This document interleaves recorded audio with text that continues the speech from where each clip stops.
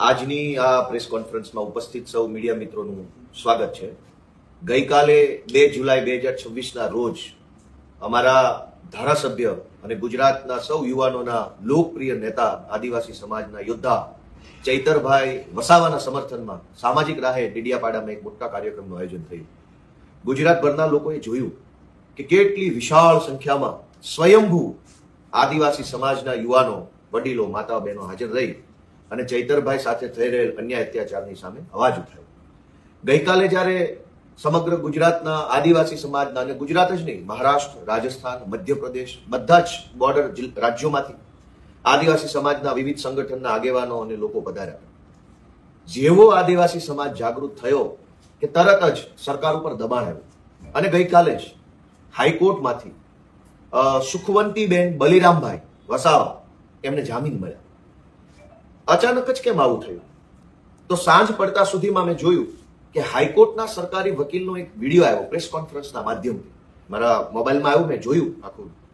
હાઈકોર્ટના સરકારી વકીલ પ્રેસ માધ્યમથી એવું કહેતા હતા કે એમને મુખ્યમંત્રી ભૂપેન્દ્રભાઈ પટેલે અને ગૃહમંત્રી હર્ષભાઈ સંઘવીએ સૂચના આપી કે સુખવંતીબેનના જામીન અરજી હાઈકોર્ટમાં આવે તો એનો વિરોધ કરવો નહીં અને જામીન અપાવી દેવા. આ વાત કેટલી ગંભીર છે? બહુ જ ગંભીર બાબત છે. કેમ કે ભારતના બંધારણમાં સ્પષ્ટ રીતે ન્યાયતંત્ર, કારોબારી અને વહીવટી તંત્રને અલગ કરેલું છે. લેજિસ્લેટિવ, એક્ઝિક્યુટિવ અને જ્યુડિશિયરી. ક્યારેય પણ લેજિસ્લેટિવ માણસ, વૈધાનિક પદ ઉપર બેઠેલો માણસ, ચૂંટણી લડીને ચૂંટણી જીતીને બેઠેલો માણસ ન્યાયતંત્રમાં રહેલા વ્યક્તિને સીધી સૂચના નથી આપી શકતો કાયદા પ્રમાણે, બંધારણ પ્રમાણે. તો હાઈકોર્ટના સરકારી વકીલે એવું કેવા આધારે કીધું કે મને ભૂપેન્દ્રભાઈ પટેલ અને ગૃહમંત્રીએ જે નિર્ણય લીધો એને સૂચના આપી? સરકાર કોઈ પણ નિર્ણય લઈ શકે, પણ એ લીધેલા નિર્ણયની સૂચના સરકારી માણસ આપે. વૈધાનિક માણસ જે છે, સંસદીય માણસ છે, ચૂંટણી લડેલો જીતેલો પાર્ટીનો માણસ છે, એને સૂચના નથી આપવાની.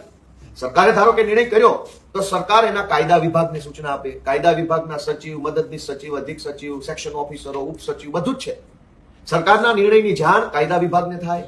કાયદા વિભાગના સચિવ એના ઉપસચિવને જાણ કરે, ઉપસચિવ સેક્શન ઓફિસરને કે, સેક્શન ઓફિસર જે સરકારી વકીલને જાણ કરે અને સરકારી વકીલ એ સરકારના નિર્ણયનો અમલ કરે. પણ આ આખા કેસમાં કાલે હાઈકોર્ટના સરકારી વકીલના એક નિવેદનથી ભાજપનો ભાંડો ફૂટ્યો. અમે પહેલા દિવસથી કહીએ છીએ કે ચૈતર વસાવાને ફસાવવામાં આવ્યા છે. કેવી રીતે? કે સૌથી પહેલા ચૈતર વસાવા જ્યારે 2022ની વિધાનસભાની ચૂંટણી જીત્યા એ વખતે ભાજપના પ્રદેશ પ્રમુખ પાટીલે એને પક્ષપલટો કરાવવા માટે ખૂબ મહેનત કરી, પણ ચૈતર વસાવાએ એની વાત માની નહીં. પક્ષપલટો કરવામાં એ માન્યા નહીં. તો એને ખોટી રીતે જેલમાં પૂરવામાં આવ્યા, ખોટી એફઆઈઆરો કરવામાં આવી. એ પછી તે ચૈતર વસાવાએ પક્ષપલટો કરવા માટે ભાજપમાં જોડાવા તૈયાર ન થયા. તો અહીંયા ગૃહમંત્રીની સભાઓ થઈ કે હવે ચૈતર વસાવાને ચૂંટણીઓમાં હરાવી દઈએ. ગૃહમંત્રીની બે વખત સભાઓ થઈ. એ પછી પણ ચૈતર વસાવા નમતું ન મૂક્યું તો કેન્દ્રીય ગૃહમંત્રીની ડેડિયાપાડામાં સભાઓ થઈ. એ પછી પણ ચૈતર વસાવાએ સરેન્ડર ન કર્યું તો દેશના વડાપ્રધાનની ડેડિયાપાડામાં સભા થઈ. એ પછી પણ ચૈતર વસાવાને ચૂંટણીમાં હરાવી શકાયા નહીં. દેશના વડાપ્રધાન, દેશના ગૃહમંત્રી, રાજ્યના મુખ્યમંત્રી બધા જ લોકોએ ડેડિયાપાડામાં આવી ચૈતર વસાવાને ચૂંટણી હરાવવાની કોશિશ કરી. પણ ચૈતર વસાવાની લોકપ્રિયતા એટલી બધી અભૂતપૂર્વ છે કે આખી નર્મદા જિલ્લા પંચાયતની અંદર એક તરફી મતદાન કરી ચૈતરભાઈના નેતૃત્વમાં જિલ્લા પંચાયત બનાવી આપી. એ પછી ભાજપને એવું લાગ્યું કે ચૈતર વસાવાને ચૂંટણીમાં નહીં હરાવી શકાય, હવે એને અદાલતમાં હરાવવો પડે, જેલની સજા કરાવવી પડે. તો ષડયંત્ર થયું અને ગઈકાલે સરકારી વકીલે જ કીધું કે મુખ્યમંત્રી ભૂપેન્દ્ર પટેલ અને હર્ષ સંઘવીને આ બધી જ વાતની જાણ છે. એણે જ સૂચનાઓ આપી સરકારી વકીલોને, એણે જ સજા પડાવવા માટે થઈ પોલીસને, વકીલને, સાક્ષીને, પંચોને વગેરેને સૂચનાઓ આપી અને એણે જ આખે ખોટી ઘટનાક્રમની અંદર એક ચૂંટાયેલા ધારાસભ્યને જેલમાં પુરાવાનું કામ કર્યું. એ વાતનો ભાંડો ફૂટી ગયો. શું કામ? કે ચૂંટણીમાં હરાવી શકાયા નહીં ચૈતર વસાવાને, તો અદાલતમાં હરાવવા માટેનું ષડયંત્ર થયું.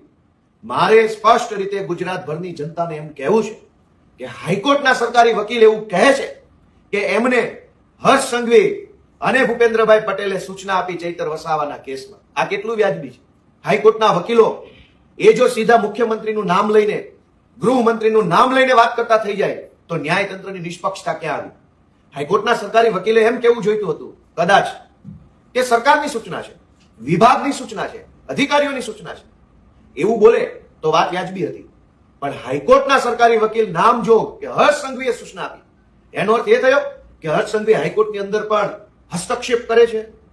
કોર્ટ કચેરીના કામકાજમાં ભૂપેન્દ્રભાઈ અને હર્ષ સંઘવીનો હસ્તક્ષેપ છે, આવો અર્થ કાઢવાનો. આખા ષડયંત્રનો ભાંડો ફૂટ્યો છે કે ચૈતર વસાવાને અને અન્ય તમામ ખેડૂતોને નિર્દોષ હોવા છતાં પણ ફસાવવામાં આવ્યા છે. અને હર્ષ સંઘવીએ સૂચના આપી તો એક સુખવંતીબેન છૂટ્યા, તો હર્ષ સંઘવીએ બીજા બધાની સૂચના કેમ ન આપી? બીજા ખેડૂતો પણ નિર્દોષ છે, માત્ર સુખવંતીબેન નહીં.